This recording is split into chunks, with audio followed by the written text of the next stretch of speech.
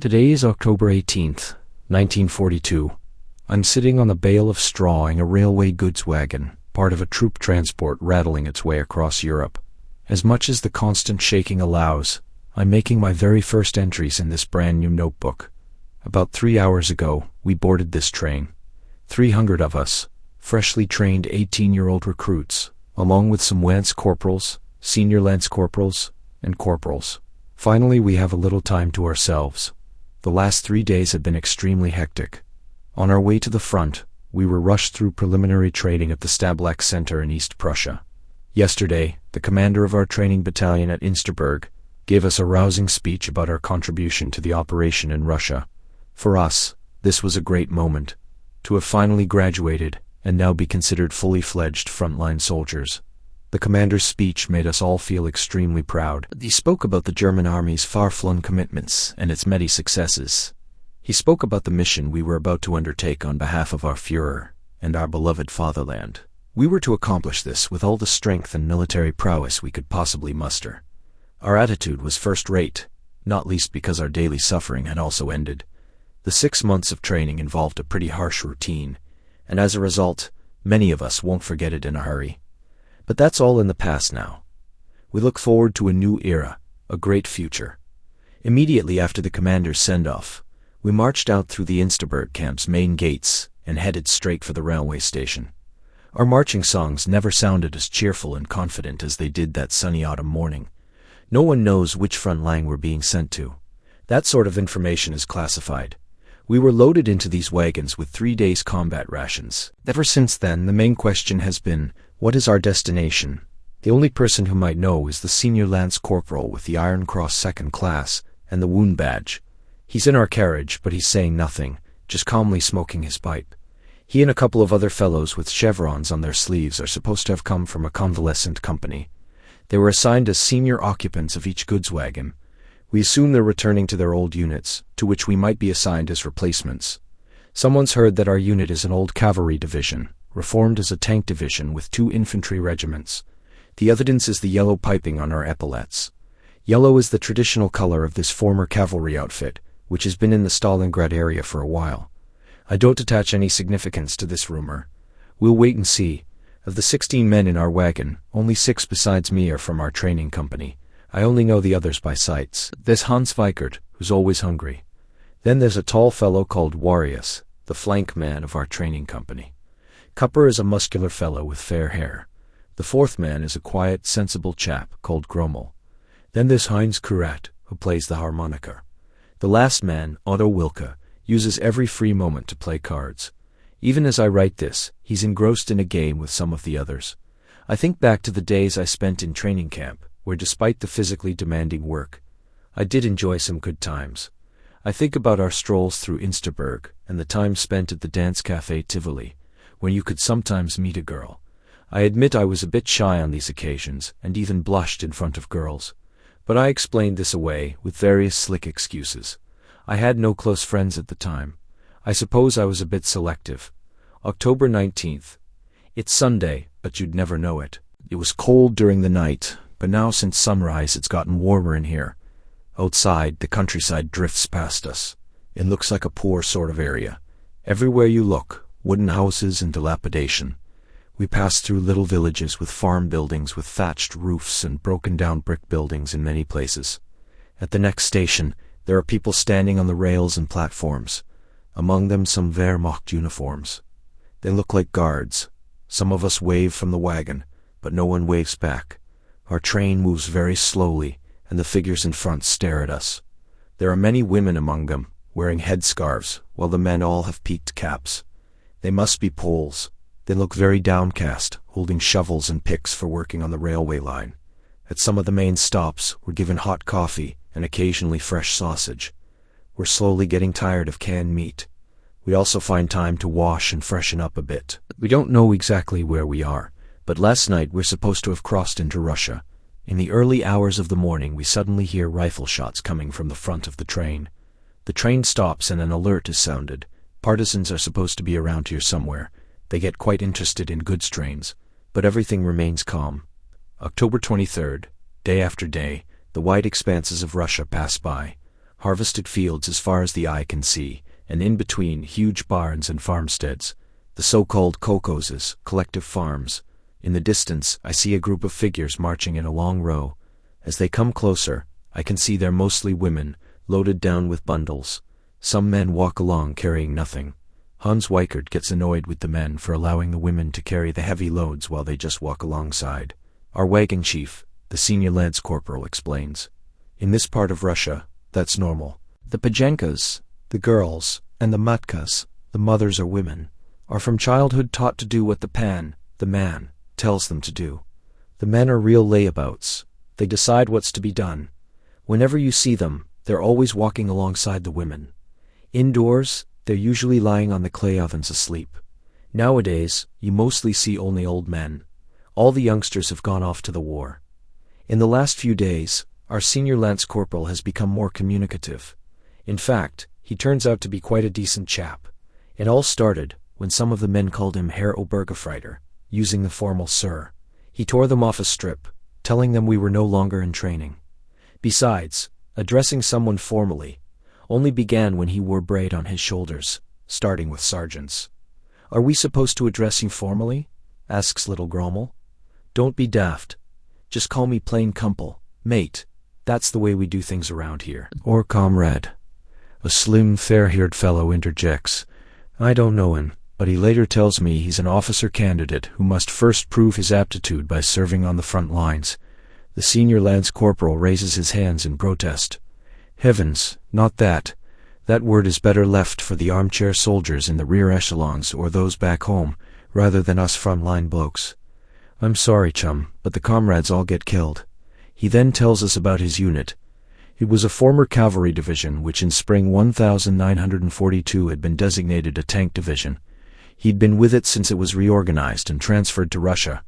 He took part in the advance on Voronezh in June. The fighting ended with many dead and wounded. In July and August, he fought with his unit past Chir and the Don, and on into Stalingrad. So it's Stalingrad after all, just as we thought.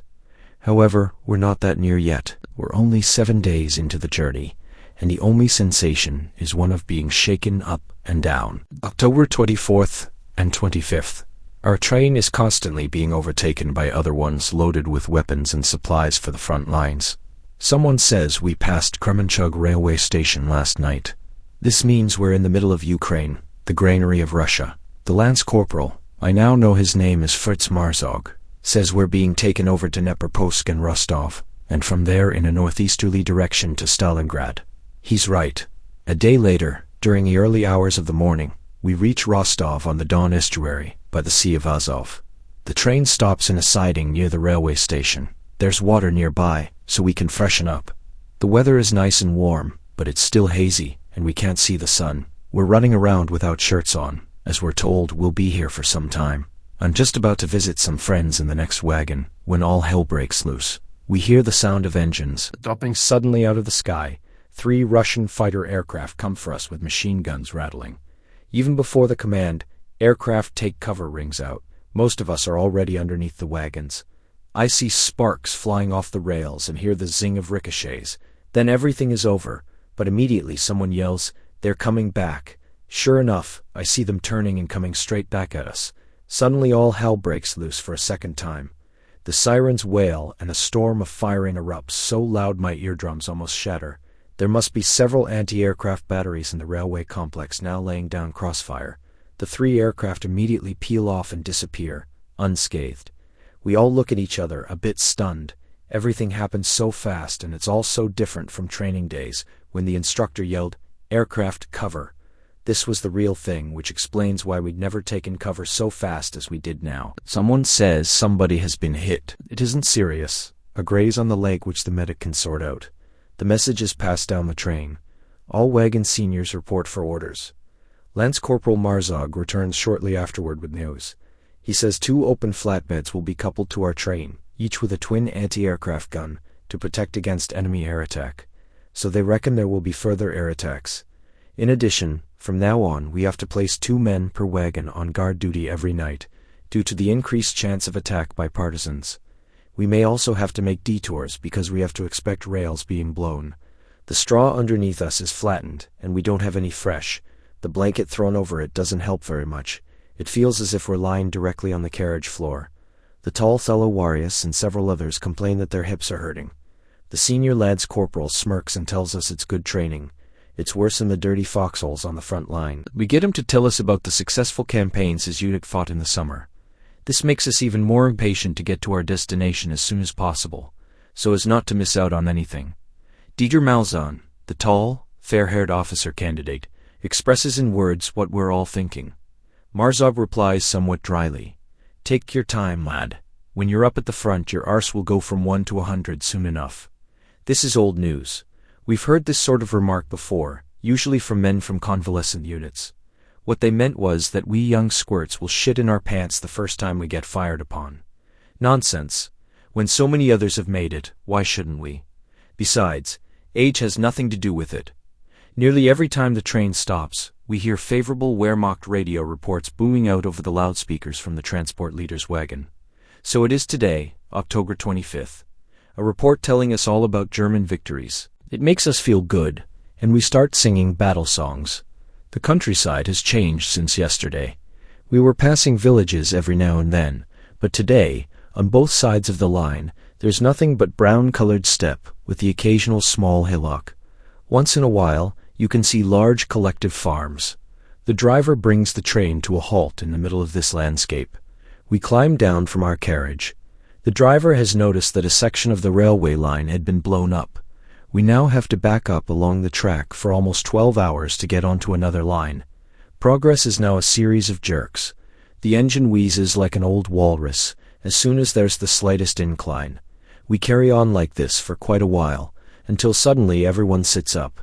There, over a hill in front of us, is a huge dark shadow like a bird of prey, coming right at us. First we hear a low droning noise, then a crescendo roar like a swarm of bees. Take cover, inner attack. They lie flat on the ground. Overhead comes the rattle of aircraft cannon. I can see dirt being thrown up where the shells hit the ground. Then our anti-aircraft guns begin to spit back. I look up and see small bombs falling from the plane. They explode in front of the train, on the engine. Then again the mad buzzing noise, and he's gone. Our anti-aircraft fire didn't manage to get the plane, but there's not much damage. A couple of splinters hit various parts of the engine and make some holes in the sides of the wagons. Marzov tells us about it. That was the Iron Gustav, a Soviet combat fighter which Ivan also uses at the front lines. It's a nimble, low-altitude close support plane which appears from nowhere and sprays everything with its automatic cannon. It often drops small bombs and sometimes larger ones. Standard ammunition is quite useless against it, as it has an armored belly. After this incident, we carry on, pushing the train uphill and riding it downhill. How long can this go on? But eventually we come to the end. Nothing more can be done. We can't move the train any further, even by pushing it. What now? We're stranded somewhere in the Kalmuk steppe, 320 men with a good 40 pounds of personal gear for each one. How far is it to Stalingrad? The transport leader tells us about another 140 or 150 kilometers. Apparently, because of all the detours and delays, we're well behind schedule. We're informed that we'll complete the journey on foot. We have to reach our destination in 4 days. We're told we'll spend the night in the wagons and set off in the morning at 6. October 26th. Revel is at 5, and it's still dark. We get hot coffee and half a loaf of army bread per man, and a piece of hard-cured sausage. We noticed yesterday that the rations had been decreased. A few men with injured feet will remain behind with the train and anti-aircraft crews. We load up our kit, and on the order, route march, take off with compass and map. Now for real hardship, which will inevitably dent our enthusiasm. We start off singing, but slowly and surely this dies away. The sun gets up, and it becomes warmer. At lunchtime, a longer rest is ordered. During the afternoon, the sun really beats down. We still have some reserves, and although we're very tired, we carry on well past nightfall. We just collapse to the ground in a hollow in the steppe, catch our breath, and then unroll our ground sheets and blankets from our kit bags. That night, we sleep like the dead. October 27th. This morning my legs are as stiff as an old pack horse's, and the rest of the men are feeling no better. I eat a slice of bread and take a sip of my cold coffee. Goodness knows when I'll get something to drink again. Up and at it. The fellows up front start out at quite a rate of knots. The train company doesn't have that much to carry, but the rest of us are loaded down like pack animals. We carry the full kit with blanket and ground sheet, steel helmet and heavy winter coat thrown over it. We have a full ammunition pouch on the belt. On our backs, the kit bag with the field canteen. On the other side, the folded entrenching tool. A gas mask is slung around our necks, resting on the chest. The heavy rifle swings back and forth from its strap around the neck. Lastly, a ditty bag is carried in one hand, filled with clean socks, underwear, and similar items. The whole lot weighs about 40 pounds. Time passes. Men regularly fall to the ground exhausted. After a while, having caught their breath, they stand up again and struggle on. Many stragglers look pale and sickly. They're completely exhausted. Suddenly a message comes from the head of the column. Relief. Village up ahead. That means water and something to eat. We summon our last resources and drag ourselves on. Soon we can see the houses. There are only a few, but there are also several barns belonging to a collective farm, just like we saw on the wide Russian steppes. There's a well in front of the first hut, with a windlass and a dented bucket. A sergeant stands a few feet from the well and waits until the first men get there. Those in front are dashing up to it, wanting to let the bucket down. "Hold it," yells the sergeant. The man at the windlass lets go of the bucket, which crashes down into the well. The sergeant suggests that the water may perhaps be poisoned. He goes up to one of the houses, one with nice wooden carvings on the windows, and goes in the door. Not a soul can be seen. The sergeant reappears with a scruffy-looking fellow from the house. He's an old man with a bushy beard, dressed in the typical quilted jacket. The sergeant is dragging him over to the well, holding onto his sleeve with 2 fingers.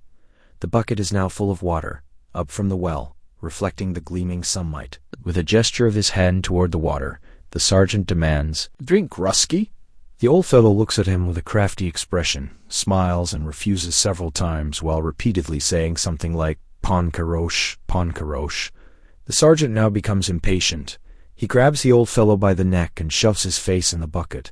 The old boy chokes and swallows. He looks a bit surprised, but not too concerned. In other words, the water's safe. "Okay, you can drink the water," says the sergeant. Bucketful after bucketful is now brought up, and the old fellow starts to grin. He's finally realized what this was all about. We wallow in the water, drinking all we can, and then use some to freshen up. The collective farm is a disappointment. We can't find any food anywhere. In one shed are a pile of fodder beets and a few ears of corn. Cupper bites a chunk of fodder beet, but spits it right out again. Meanwhile, a number of women have come out of the houses and are gawking at us. Likert says the old Russian chap has mentioned something about a garrison headquarters and confiscation. That probably means some German unit or other has already taken off with anything edible. October 28th. We march onwards with empty stomachs. Hour after hour passes. We sweat, we swear. Many of us shout out just to lighten our spirits, but we still have to drag ourselves forward, kilometer after kilometer. Then suddenly the peace of the countryside is broken by a dull, throbbing sound. "Take cover! Air attack!" someone yells.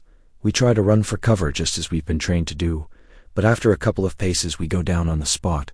I scan the sky, and on the horizon can pick out some aircraft coming towards us, their tails glinting in the sun. We can tell they're heavily loaded with bombs, ready for the kill. They're coming closer.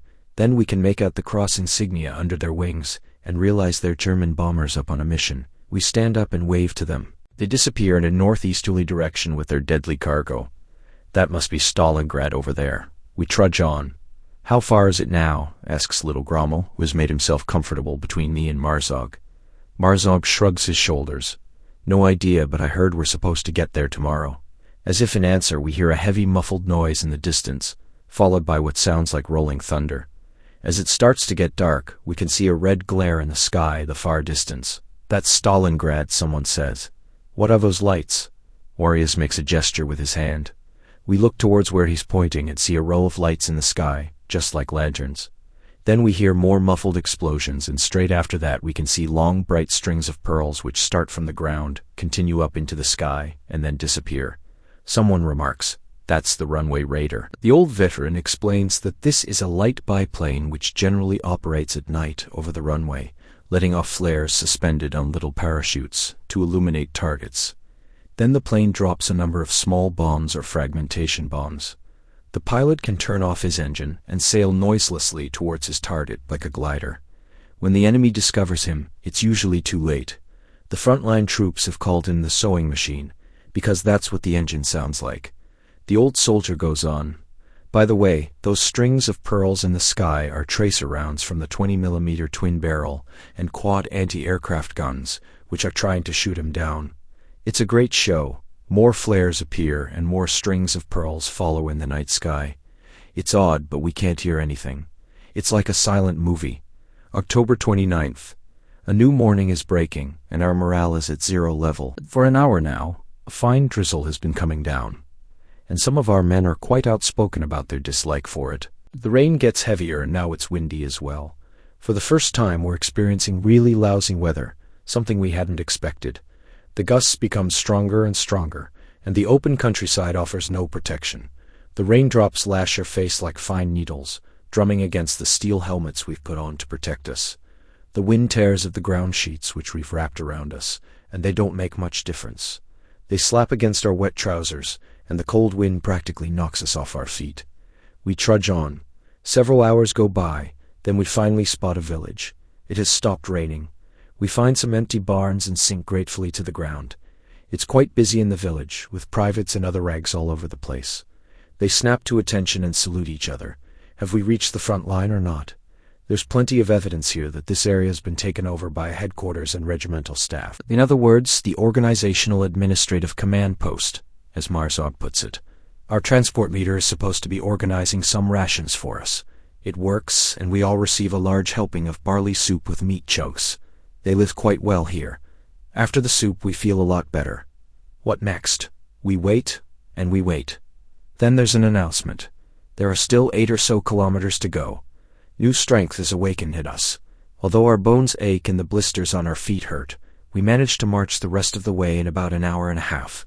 Quite an achievement considering the weight of our kit. Rumor has it that we'll be picked up by vehicles from this point. However, they're not yet here. So again, we have to wait. They arrive at dusk. We drive into the darkness, then over a long bridge with lots of other vehicles.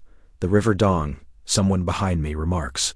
Then we continue on the main supply route, more commonly referred to as the runway. We drive without lights, because of the runway raider. We can see his flares close up now, and can quite clearly hear the bangs as his bongs go off. After a few hours, we stop somewhere amongst some cottages. We're quartered in them for the night.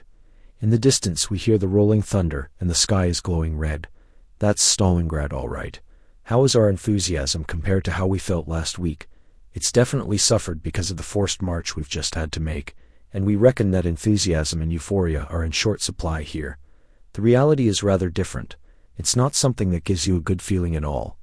Well, we've reached the first stage towards our destination, and we'll now have to see how things work out. For the moment, though, I'm off to sleep to forget everything. October 30th, 1942. Réveillez at 6, and it's still dark outside. We get some hot coffee and food. No one knows for certain what's happening, although there are lots of rumors. One says we still haven't reached our destination. Another says this is only one regiment from the division. We'll go from here to our unit in Stalingrad. The unit's strength is reported to have been dramatically cut, and we are the replacements. We're told that the entire regiment doesn't even amount to 2 companies at the moment. Rumors are often the only source of information for the common soldier. Even if they don't exactly fit the facts, there's normally a certain amount of truth in them. I miss Lance Corporal Marzog and the others from the convalescent company at Insterburg. It seems they've already been picked up. Now for us, the usual routine starts up. Fall in, 2 ranks. We line up so we're always in the second row so we can stick together. All except for Malzahn. The entire group is 90 men strong. To the 1st Battalion, Regiment 21, orders a young lieutenant. Around noon, we're picked up by some trucks and 4 Mercedes personnel carriers. The vehicles are all wearing the division's tactical emblem, a leaping rider in a circle. I'm given a seat next to the driver of an 8-man personnel carrier. We set off along a main supply route, a wide road packed with traffic. The road is undulating, the surface smooth and shiny like bacon rind. stretching away across the steppe, almost in a straight line. Now and then roads branch off, the junctions plastered with unit designation symbols, and the names of villages. Rumors are flying. It's no longer certain we're going to Stalingrad. I ask the driver, who's a senior lance corporal. He says we're not going to Stalingrad, but rather to a so-called winter position. This is where the baggage trains are situated, because they can no longer be brought into Stalingrad. From here, the troops fighting in the northern suburbs of the city are supplied with food and ammunition. October 31st. The winter position is close to a collective farm in the open steppe. Along one side there's a Rachel, a deep, often long rectangular trench where the steppe suddenly dips down. These Rachels are natural geological phenomena and are often 10 to 20 feet deep in the otherwise flat landscape. A Rachel can be small or large enough to give protection to an entire battalion complete with vehicles and men. A senior sergeant meets us, in soldiers' slang, also referred to as mother of the company. He informs us that we now belong to a division rich in tradition, which even in the Polish and French campaigns was still a cavalry unit. He explains that the unit is therefore particularly proud of its old cavalry designations. A sergeant is called a Wachtmeister, and a company is called a squadron, whilst a battalion is called an Abteilung, and a captain is a riding master. Yes, Herr Hauptwachtmeister. We yell at his question whether we've understood him or not. After one more division, with 30 men in the first squadron, while the others are sectioned off to the other squadrons, located quite close to us actually. We're then informed that our squadron was fighting with a total strength of only 26 men. Our regiment was also under strength. It was fighting in the ruins of Stalingrad, mostly in small combat units which, because of the scarcity of officers, were frequently led by corporals. The engagements were said to be murderous. Brick walls were no longer standing, and the piles of dead and wounded got higher every day. This news certainly didn't breed enthusiasm. What had happened to all the successes and the reports of the proud German army's advances, the ones we'd heard only a few days ago? Were they exaggerations, or was this merely a temporary setback to the usual run of successes? November 1st through 6th. Considering the situation, we're all surprised to discover that we're not off to the front immediately. Instead, we have to put up with the normal army routine, salute the officers, stand to attention, take up formation, listen to speeches from our leaders, and so on. Even when their training is completed, recruits are only novices and have to prove that they're real soldiers. All well and good, but they should give us the opportunity to prove it. November 9th. The intermittent explosions and general racket from the Stalingrad front are barely audible here. At night the sky is always red, and the flares of the runway raider can often be seen out searching for victims. Sometimes we hear airplanes droning over us during the day, and can watch some dogfights between German and Russian fighters. Once in a while, a German fighter gets shot down, and we can see the pilot bailing out. His parachute floats down, and later he usually gets picked up by one of our vehicles. During the day, the men in the supply train are spread out over the steppe, working on the vehicles, running errands, or taking care of the horses. The routine hasn't changed much since the training camp. We're constantly kept busy with all sorts of tasks. Cleaning weapons, physical fitness drills, lectures on tactics. This waiting around is getting on our nerves. We're billeted in earth bunkers and trenches which have been dug into the side of the Rachel. They're quite comfortable actually, with wooden frames and roofs covered in earth. Small iron stoves keep them warm, but the lice are a problem. Within days of arriving, we're all infested. The little beasts multiply incredibly quickly, and there's not much you can do about them, except try to pick them off your body and clothes. The food situation is acceptable. We get hot meals twice a day, usually some sort of soup or stew. The bread ration is adequate, though we're always hungry for more. Occasionally, there's even some tobacco, which is worth its weight in gold out here. But beneath all this routine, there's a constant tension. We know that sooner or later, we'll be called up to Stalingrad. The city is only about 40 kilometers away, and every night we can see it burning. The veterans who come back for supplies don't say much, but the look in their eyes tells us enough. Whatever's happening in those ruins is beyond anything we've been trained for. November 10th. Today something changes in the atmosphere. There's more activity than usual. Vehicles are being loaded up. Officers are hurrying about. Word spreads quickly through the ranks. We're going in. The order comes down in the afternoon. First squadron, prepare to move out. Full combat equipment. This is it. After all the waiting, all the preparation, all the marching and training, We're finally going to Stalingrad. We check our weapons one last time. I make sure my machine gun ammunition pouches are full. Weikert nervously adjusts his rifle sling. Warius, the tall one, stands silently, his face pale. Little Grommel looks like he might be sick. Even Kupper, the muscular one, who was always so confident, seems subdued. Kurat pulls out his harmonica and plays a few soft notes. It's a melancholy tune, something from home. No one tells him to stop. We all just listen for a moment. Then the order. Mount up. We climb into the trucks. The engines roar to life. As we pull out of the winter position and head toward that red glow on the horizon, I look back at the relative safety we're leaving behind. The comfortable bunkers, the warm stoves, the routine that kept us busy, but alive. I don't know it yet, but I'll never see that place again. None of us will. Because what we're driving toward isn't just a battle or a campaign. It's an inferno that will change us forever. Those of us who survive it. The trucks roll on through the darkness. Ahead, the sky burns red. Stalingrad is waiting. November 11th. The weather is colder now, but at least it stays dry. Overnight, everything's been covered in white frost, like fine filigree. There's movement in the air every day. Our bombers fly towards Stalingrad. You can pick out the Russian anti-aircraft defense zone from the puffs of smoke in the sky. I'm on watch with a friend from our bunker when the supply truck returns from Stalingrad, as it does every night. They unload 2 dead and 3 wounded. A senior sergeant is said to be seriously wounded. They load the wounded into an ambulance, which will take them to the main medical station. Up to this point, we hadn't seen any dead men. The bodies are always buried in a special spot. I saw all the wooden crosses days ago as we drove by them during maneuvers. 3 soldiers have come back with the supply truck, and are to be reassigned for health reasons. They're told to go to different bunkers, and one of them comes to ours. When I return to the bunker after guard duty, I discover my place on the mattress has been taken. The soldier from Stalingrad has taken it. I can hardly make out his face. It's covered with beard stubble. His peaked cap almost covers his eyes, and the ear flaps are pulled way down over his ears. He's in a deep sleep, though he doesn't snore. Every now and then he gives a twitch, as if he's having a bad dream. November 12th. Today at noon, our sergeant major has taken me off maneuvers and given me a special job. I've got to dig a new latrine, because the old one is already full. 2 Russian prisoners taken out of Stalingrad a couple of days ago are supposed to help me with this task. This is the first time I've seen Russian soldiers up close, and I look at them with curiosity. In their dirty brown coats and greasy headgear with long ear flaps, they don't look particularly trustworthy.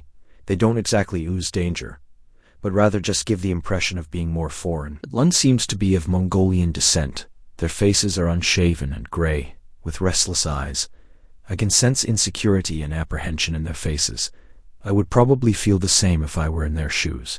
Both Russians turn out to be quite lazy types. I reckon they're between 25 and 30 years old. I have to prod them quite often to get work out of them.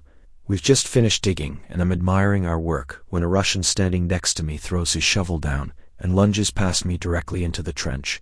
The other leaps after him. I crouch down, thinking before jumping into the trench as well, landing directly on top of the first Russian. All 3 of us are now flat on our stomachs in the trench. We can hear the rattle of aircraft cannon as the shells hit the ground directly above us. Then a shadow, accompanied by a droning noise which I know all too well, flies sideways over and past us. The Iron Gustav must have crept up on us while coming in low over the collective farm. The new latrine is some way away from the rest of the unit. I peer over the edge of the trench toward the bunker and the vehicle dugouts. The Iron Gustav is turning back at low altitude, and again opens fire with his 2 wing-mounted cannon.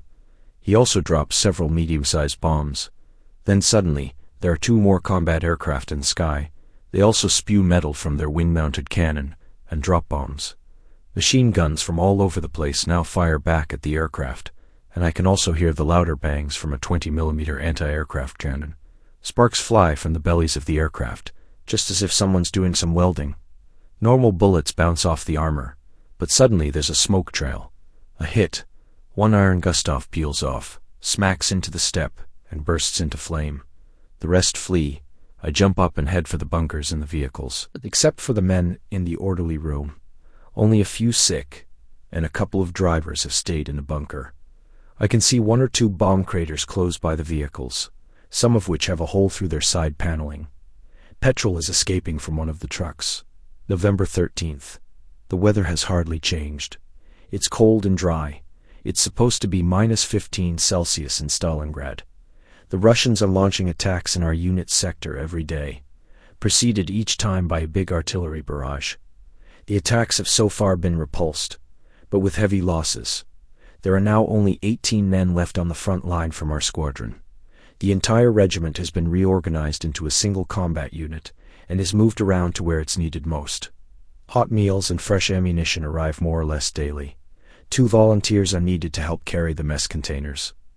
Cupper and I volunteered yesterday. The roster goes around from bunker to bunker, and it's now the turn of ours. It's almost dark when we move off. We've got 1 personnel carrier with a soft top and a 1.5-ton truck with a tarpaulin cover. We drive off into the dusk with our lights dimmed. The kitchen sergeant knows the way, but he says there can be no talk about a main battle line in Stalingrad. Amidst all the ruins, the front shifts hour by hour. Not long ago, our line lay north of the tractor factory, but as of yesterday, it's apparently further to the south, in a sector known as the tennis racket. The Russians are supposed to have a chemical factory there which they're defending, so they've set up a bridgehead. We need to ask for directions, the medical orderly says to us. Well then, let's go. We can only hope we find them soon. We're now driving purely by the light of the moon on a main supply route. Traffic comes towards us and also overtakes. To the right is the railway line running from Koschorrek to Stalingrad. Just beyond Vorpanova station, we turn off to the left, and after a few kilometers, we're already well inside the ruins of the city. We drive through shallow craters and over heaps of rubble, avoiding debris and overturned telegraph poles. Thick, acrid smoke from smoldering fires chokes our lungs. To the left and right are burnt-out wrecks of various bits of military equipment.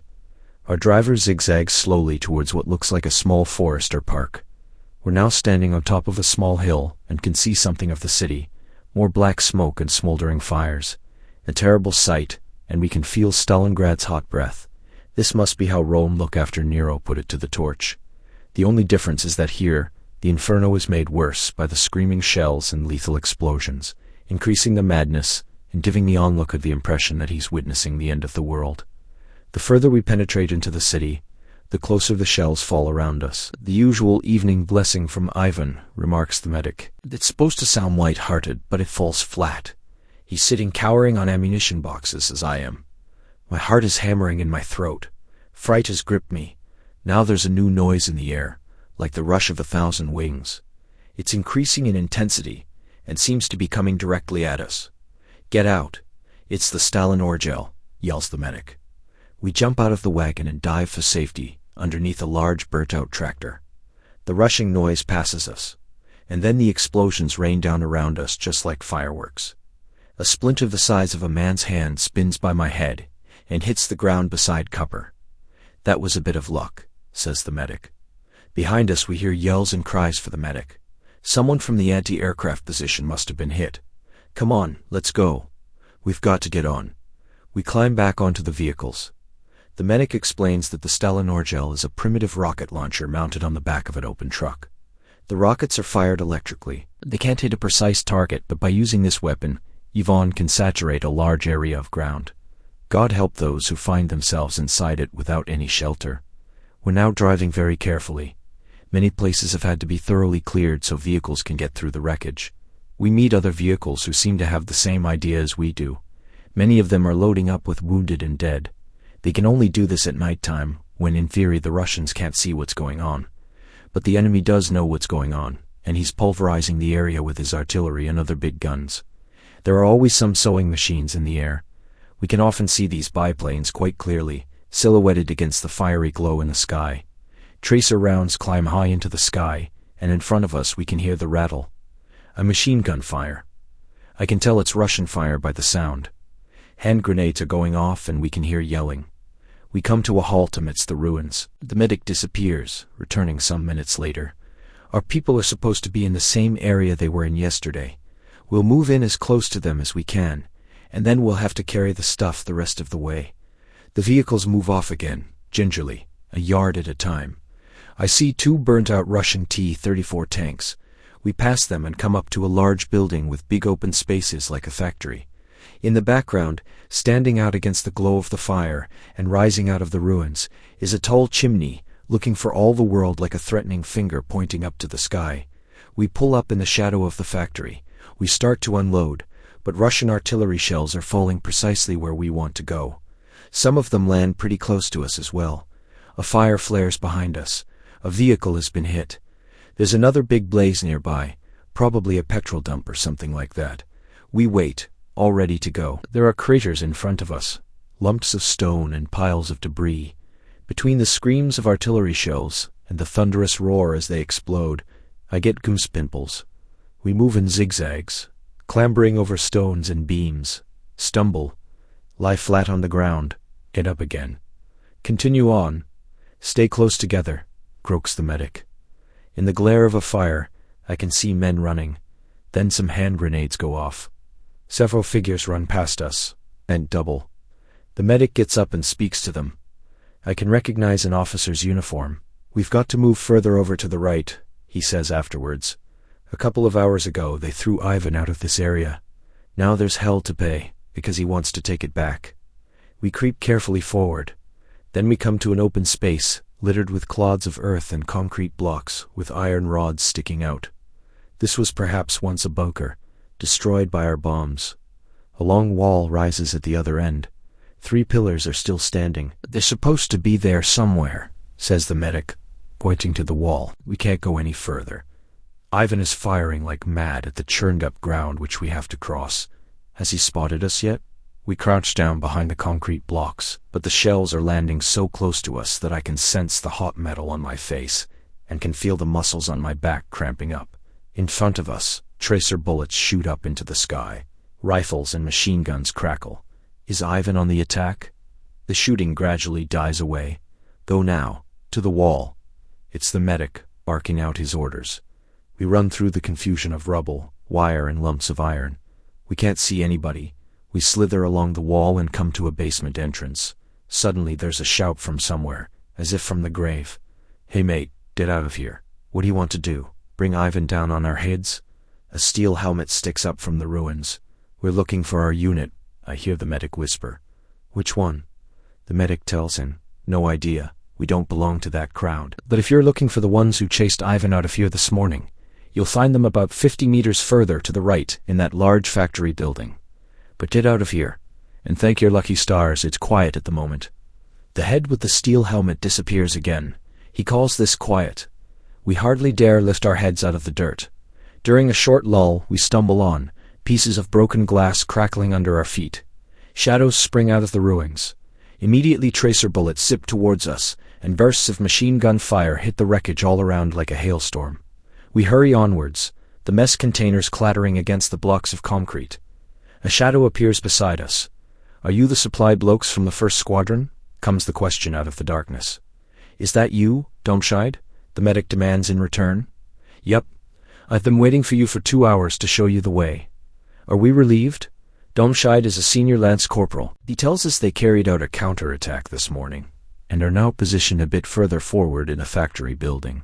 The medic swears. Every time we come, you're somewhere else. One day, we'll probably deliver these supplies straight to Ivan. Oh, that's been done before, says Domscheit. Last night, 4 men from the 74th Infantry Division walked right into Ivan's hands with food and ammunition. During the counterattack this morning, only empty containers were found. There was no sign of the men. We creep behind Domscheit, tracer whizzing in from both sides. I stumble and bang a metal strut with my canteen, making an awful row. Immediately, a Russian machine gunner opens up, and the strip of tracer bullets lights up the night. Ivan is pretty close. We lie down flat. The shots sing over my head and explode against the concrete block. The chalky spray drizzles down my neck, mixing with my sweat. I roll forward and pull the 2 mess containers behind the block. Cupper has also let go of his mess container and is hauling it to safety. He's lying a couple of paces further forward, next to a protective wall. I want to catch him up and I take a pace forward, only to fall into emptiness. Hands grab me and pull me up. Hang on, says a deep voice. Where did you come from so suddenly? We were just about to fire on you. You were bloody lucky. Domscheit tells them who we are. Christ, do you have to use this particular street? We've got Ivan sitting right on our backs here. I came by here just 2 hours ago, and Ivan was further forward, Domscheit says. Yes, but in the last hour, not so. On their covering fire, we dash off. Cupper is faster than me, and nearly pulls my arm out of its socket because I'm still holding on to the other handle of the food container. Ivan shoots wildly back. Then the artillery opens up. In between, I can also hear the thud of the mortars. The rounds loop towards us and explode all around. The bombardment seems to come for us like a wild animal, and we squeeze together in a bombed-out basement. I duck further down with each explosion, expecting the basement to collapse any moment and bury the lot of us. The earth above shakes, just like in an earthquake, I should think. My nerves are aflutter. I'd never imagined I could be so terrified. You can't do anything. Not a thing. The only solution might actually be to get out and run. But where? The only advantage is that death will come quickly in a direct hit. One moment there, the next, nothing. Time drags on. Then finally, the bombardment slackens. We're still alive, and miraculously, the basement hasn't collapsed. Cupper is white as a sheet. The medic mutters something about moving on while we can. We stumble through more ruins, finally reaching what's left of the factory building. In a basement, we find them. Our comrades from the squadron. There are maybe 15 men here, crouched in the darkness. Their faces are gray with concrete dust and fatigue. Their eyes are hollow. They look like ghosts. When they see the food containers, a flicker of life returns to their faces. We distribute the hot soup and bread. They eat like starving animals, silently, intensely. No one speaks much. What is there to say? One of them, a corporal I recognize from the winter position, pulls me aside. You're one of the new ones, aren't you? I nod. Listen to me. This place, it's not war. It's not what they told you in training. This is something else, something worse. You understand? I don't know what to say. He continues. Every day we fight for a cellar, a pile of bricks, a wall. We take it. Then they take it back. Then we take it again. Men die for 20 meters of rubble. And for what? There's nothing left here. Just ruins and corpses. He pauses, staring at nothing. The ones who last longest are the ones who stop thinking, who just react. You think too much. You go crazy. Or you freeze up when you need to move. So don't think. Just survive. Hour by hour. That's all there is. He turns away and returns to his soup. The medic tells us it's time to go. The return journey is just as terrifying as the arrival. More shells, more machine gun fire, more diving for cover, and running through the darkness. But somehow, we make it back to the vehicles. As we drive out of the ruins, I look back at the burning city. Somewhere in that hell, 15 men are crouched in a basement, waiting for dawn, waiting for the next attack, waiting to fight for another pile of rubble that has no name and no meaning. This is Stalingrad. Back at the winter position, I crawl into my bunker and lie down, still shaking. The soldier from Stalingrad, the one who took my place on the mattress, is sitting up now. He's staring at me in the dim light of the oil lamp. You went in? He asks quietly. I nod. Now you know, he says. Now you understand why we look like this when we come back. He lies down again and turns to face the wall. I lie there in the darkness, unable to sleep. My mind replays everything I've seen. The ruins, the fires, the shells exploding, the gray faces of the men in the basement, the corporal's hollow eyes as he told me to stop thinking. This afternoon I was an 18-year-old soldier who'd completed his training and marched across the steppe singing battle songs. Tonight I'm something different. I don't know what yet, but something has changed inside me, something fundamental. They told us in training that we were fighting for the Führer and the fatherland, that we were heroes on a glorious mission. But there's no glory in Stalingrad. There's only survival, only the desperate struggle to see another sunrise, only the knowledge that men are dying for piles of rubble that will be lost and retaken a dozen times before this is over. Then I know, lying here in this bunker with the lice crawling on my skin and the distant thunder of the guns in my ears, that this is only the beginning, that Stalingrad will demand more from me, more than I can imagine. The journey that started with a train ride and patriotic speeches has brought me here, to this moment, to this terrible knowledge, and there's no going back, only forward, into whatever hell tomorrow brings. Outside, the sky over Stalingrad burns red. It will burn like that every night for months to come, and I will go back into those ruins, again and again, because that's what soldiers do. We survive, or we don't. That's all there is.